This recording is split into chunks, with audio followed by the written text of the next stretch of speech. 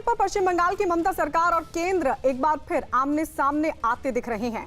केंद्र की ओर से कोरोना के पश्चिम बंगाल में असर को जानने के लिए 2 टीमें भेजी गई थी, जिस पर केंद्र और ममता सरकार के बीच ठन गई थी और ये तनातनी फिलहाल थमती हुई नहीं दिख रही। एक दिन पहले केंद्र की टीम ने एक बार फिर ममता सरकार पर सहयोग नहीं करने का आरोप लगाया और उसे तबलीग के मरकज से लौटे लोगों की जानकारी देने को कहा। इतना ही नहीं, केंद्र की टीम ने राज्य में अस्पतालों के दौरे के वक्त जरूरी पीपी किट भी मुहैया नहीं करवाए जाने का आरोप लगा दिया, जिस पर पलटवार करते हुए ममता सरकार ने टीम पर राज्य के हॉटस्पॉट इलाकों का दौरा नहीं करने का आरोप लगाया। इससे पहले भी केंद्र की टीम लगातार ममता सरकार पर जांच में सहयोग नहीं करने का आरोप लगा चुकी है। हालांकि कुछ दिन पहले पश्चिम बंगाल के मुख्य सचिव ने केंद्रीय गृह सचिव को चिट्ठी लिखकर केंद्र की टीम को जांच में पूरे सहयोग का भरोसा दिया था। तनातनी के बीच कोरोना संकट का जायजा लेने पश्चिम बंगाल पहुंची केंद्र सरकार की टीम ने एक दिन पहले ममता सरकार से तबलीगी जमात से जुड़े लोगों पर जानकारी मांगी। पश्चिम बंगाल सरकार से दिल्ली के निजामुद्दीन इलाके में हुए कार्यक्रम में शामिल होकर लौटे तबलीग से जुड़े लोगों की जानकारी देने को कहा गया है। पश्चिम बंगाल पहुंची केंद्र सरकार की टीम ने एक बार फिर ममता सरकार पर सहयोग नहीं करने का आरोप लगाते हुए कहा कि उन्हें और स्वास्थ्य कर्मियों को अस्पतालों का दौरा करने के लिए जरूरत के मुताबिक पीपी किट भी मुहैया नहीं करवाई जा रही। वहीं टीएमसी नेता डेरेक ओब्रायन ने पश्चिम बंगाल पहुंची केंद्र सरकार की टीम पर निशाना साधा। उन्होंने आरोप लगा दिया कि केंद्र की तरफ से भेजी गई टीम ने कोरोना के हॉटस्पॉट इलाकों का दौरा तक नहीं किया। डेरेक ने आरोप लगाया कि केंद्र सरकार की तरफ से भेजी गई टीम का मकसद सिर्फ राजनीतिक वायरस फैलाने का है। That the IMCT came to Bengal, first as soon as they arrived, 3 hours after they arrived, the Home Minister called the Chief Minister of the state. You can imagine what was going on here. Their visit served absolutely no purpose because they went to areas where there were no hotspots. They declared areas where the last case was held was 2-3 weeks ago. So what is basically this was? This was basically they came there to spread the political virus. Absolutely spreading the political virus on behalf of the government of India. तो TMC ने केंद्र सरकार पर निशाना साधा और आरोप भी लगाया। हमारे 2 सहयोगी हमारे साथ जुड़ चुके हैं। कोलकाता से आशिका सिंह हमारे साथ हैं और दिल्ली से हमारे साथ नीरज कुमार हैं। आशिका, आप लगातार ग्राउंड जीरो पर बनी हुई हैं, जमीनी चीजें खुद से देख रही हैं। आरोप प्रत्यारोप राजनीतिक हो सकते हैं, लेकिन जमीनी हकीकत क्या है? क्योंकि डेरेक ओब्रायन, टीएमसी लगातार ये आरोप लगा रहे हैं कि केंद्र सरकार की तरफ से जो टीम भेजी गई थी वो उन इलाकों तक तो पहुंची ही नहीं जो इलाके हॉटस्पॉट हैं। जमीनी हकीकत ये है कि कोरोना के खिलाफ युद्ध की जगह यहाँ पर राजनीतिक दल आपस में ही युद्ध कर रहे हैं। केंद्र और राज्य आपस में भिड़े हुए हैं। एक तरफ चिट्ठियों का दौर चल रहा है।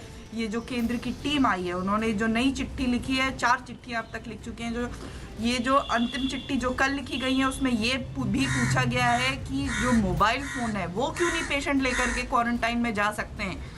राज्य सरकार की तरफ से हाल ही में जो कोविड हॉस्पिटल है वहाँ पर मोबाइल फ़ोन को बैन कर दिया गया है। इसके बाद ये भी सवाल पूछा गया है कि मरकज़ से कितने लोग लौटे हैं, उनका क्या हाल है। और राज्य सरकार की तरफ से, जैसा कि डेरेक ओब्रायन को आपने दिखाया, डेरेक का ये कहना है कि ये जो IMCT है ये इंडियाज़ मोस्ट केयरलेस टीम है।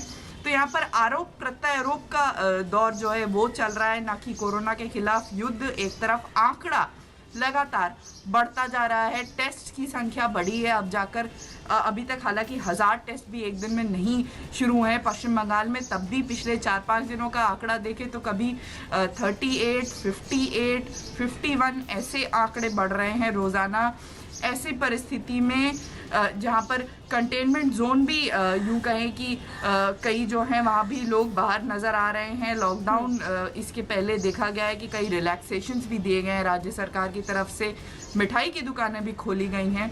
तो इसको लेकर भी आंकड़े अब जो बढ़ रहे हैं, सवाल उठ रहे हैं। ऐसे में राज्य सरकार और केंद्र सरकार को जहां मिलकर काम करना चाहिए, वहीं आरोप और प्रत्यारोप का दौर चल रहा है। आशिका, लेकिन क्या केंद्र की टीम वहां पहुंची थी? और आरोप तो केंद्र की तरफ से ये भी लगाया जा रहा है कि दिल्ली के मरकज में जो लोग शामिल हुए थे तबलीग से जुड़े, उनके बारे में भी जानकारी पूछी गई थी, उस बारे में भी कोई जानकारी नहीं दी गई। केंद्रीय टीम जब पश्चिम बंगाल पहुंची है तो उसके अगले दिन भी शाम तक उनको कहीं भी निकलने नहीं दिया गया है और राज्य सरकार लगातार ये कह रही थी कि क्यों नहीं उनको पहले से जानकारी दी गई इस केंद्रीय दल के बारे में। और केंद्रीय दल ये कह रहा था कि उनको तो उनके गेस्ट हाउस से बाहर भी कदम नहीं निकालने दिया जा रहा है। हालांकि ये राजनीतिक संकट टला और कई इलाकों में गई है ये टीम, लेकिन मरकज से जुड़ी जो बात है, इसके पहले मुख्यमंत्री ममता बनर्जी से जब पहली बार सवाल पूछा गया था तो उन्होंने ये कहा था कि don't ask these communal questions. तो यानी इस तरह के क्वेश्चन ना पूछे जाएं, इसको लेकर राज्य सरकार की तरफ से कहा गया था। दिल्ली से हमारे सहयोगी नीरज भी है। नीरज, लेकिन पश्चिम बंगाल के मुख्य सचिव की तरफ से जब चिट्ठी लिखी गई थी सरकार को तो ये भरोसा दिया गया था कि जो भी सहयोग जरूरी होगा वो हम करने के लिए तैयार हैं।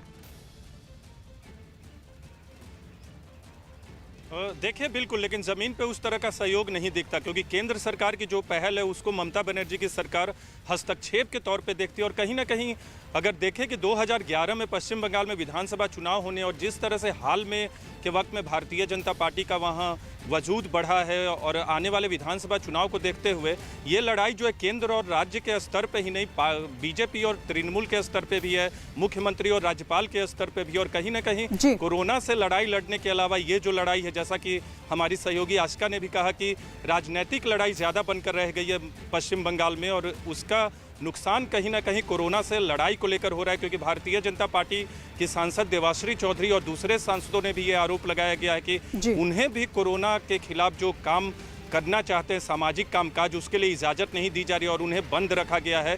और यही आरोप केंद्रीय टीम का भी है जो कोरोना को लेकर राज्य सरकार में। नीरज और आशिका आपके पास लौटेंगे अपडेट के लिए।